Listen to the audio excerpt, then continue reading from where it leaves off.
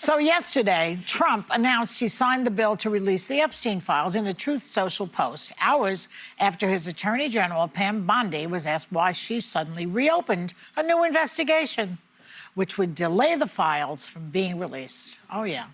Watch. The DOJ statement earlier this year saying that the files would not release mentioned the fact that the review of the documents and the evidence did not suggest that any additional investigation of third parties was warranted. What changed since then that you launched this investigation?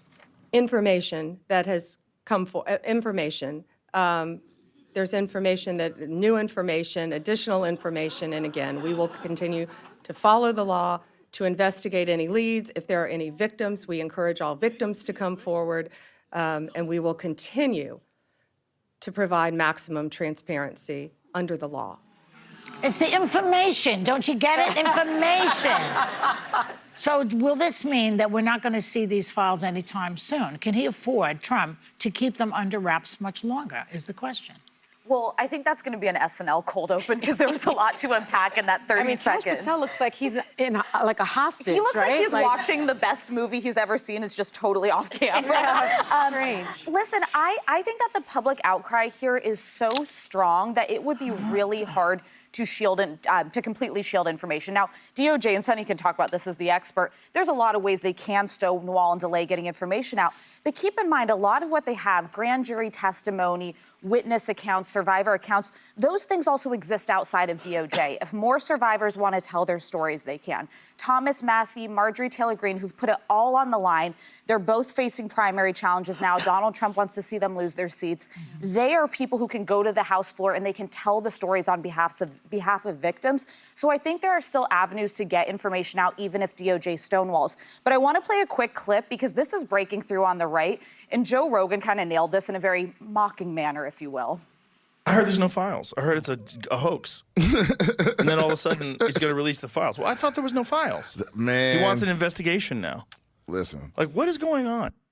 Nobody's buying these changing explanations, and it is like the one thing uniting the country right now. Justice for victims, release all the files. Well, and if there were so many, it's not a political issue, but if there were so many Democrats in here, this hoax, these investigations, let us see it. We'll all get mad together, and you'll be a hero. But the other thing is, it's not just the public support is so great, he's losing his internal support. So we watched the Epstein vote go 427 to 1 in the House, pass the Senate immediately. We watched the Senate refuse to yield to Trump's desire to blow up the filibuster. We also saw that he's losing battles in the redistricting and the gerrimandering in Texas, Indiana, and Kansas. He's going down. So things are starting, and his polls are dropping. So with all of that, he What's his approval rating now? well, it's down to, I think, 38% approval. It needs to be in the 20s, though. Yeah, but I think as you lose, you're losing your Congress, you're losing your voters, you're losing Joe Rogan. Like, where do we go from here? He doesn't have any support on this, and the public outcry simultaneously is like a tidal wave coming in on him. There's no way we don't see something. You know, I hate to be the curmudgeon at the table, as I often am, but I've been saying this all week. The fact that Trump asked the Attorney General, Pam Bondi, to open up investigations into Democrats means that there's an exception when you are going to release files. If there's an ongoing investigation, you may not release any of the files related to the ongoing investigation. What is the investigation? An investigation into Epstein. What are the files about? The Epstein files. So there's no question in my mind, I'm sorry, folks, that we are going to see the DOJ release It's just these a Epstein stalling files. He'd go It's down just- on it's that. just- This it's just would not be gonna his happen. undoing if he decides to do that. And even if Well, it's not his decision. But It's the law. Everything that's ever happened on that side has been his decision. It is, but the law mandates The that you law is cannot. an inconvenience for him. It- That is all. But So I Sonny, think what that I'm telling you, the Justice Department won't do it. But Sonny, don't you think a lot of the information DOJ may try to shield, there are people on the outside of DOJ who have that information. That is the only way, I think, to your point, with the, like Marjorie Taylor Greene or Thomas Massie, getting on the House floor and reading. reading names, reading maybe... Banking info or some Not sort of... too soon, sorry. Some sort of information about the case, and because they're shielded by congressional immunity. That is the only way I think we're going to hear something. But isn't it obvious that he was that Trump was involved with Epstein. I mean, he's mentioned there over are more 1,000 pictures times. of him with Epstein than pictures of Kim Kardashian of herself. Yes. Right. But listen, How many more things do we have to But see to before date- people believe that he was involved that's with not the Epstein? He's never been credibly accused of a crime in this. It's you hasn't see him been. at parties, he knows him, there's a known falling out. But honestly, if I were advising him, I would say if you have nothing to hide, if this is just an old friendship that fell apart and you happen to know a really bad guy, put it all out there. That is the quickest way to But exonerate it's not. yourself. Don't you see that? Yeah, but the end game isn't even Donald Trump. There are international world leaders that Jeffrey Epstein could snap his fingers and they showed up on his doorstep. There is some kind of influence he had that is only explicable through money, possibly national security. I don't know. It's a big story. Yeah, and it involves there are way a more lot of- than Donald Trump. And there are a lot of powerful men trying to suppress and bring it. them all down. Yeah, telling but the you, people will speak. The people are speaking. The Department of Justice is not going to release these files, and they are going to hide behind the exception that they cannot release them because there are ongoing investigations. And a federal investigation into sex trafficking can take up to 5 years. So that is the deal. Sorry. The DOJ has not proven to follow any of the rules thus far. I do not expect them to elevate themselves now. So. Okay, well, let's just try this. Both sides of the aisle are hurling accusations about ties with Epstein.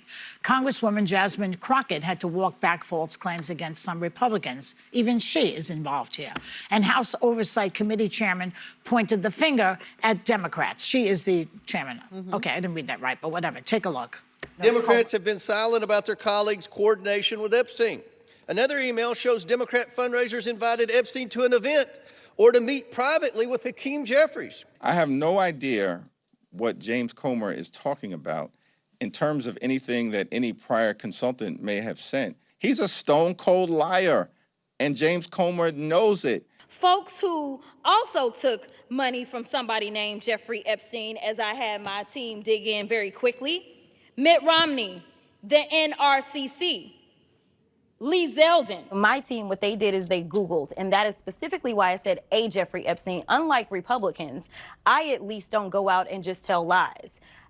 Because it was not the same one, that's fine. But when Lee Zeldin had something to say, all he had to say was it was a different Jeffrey Epstein. He admitted that he did receive donations from a Jeffrey Epstein, so at least I wasn't trying to mislead people.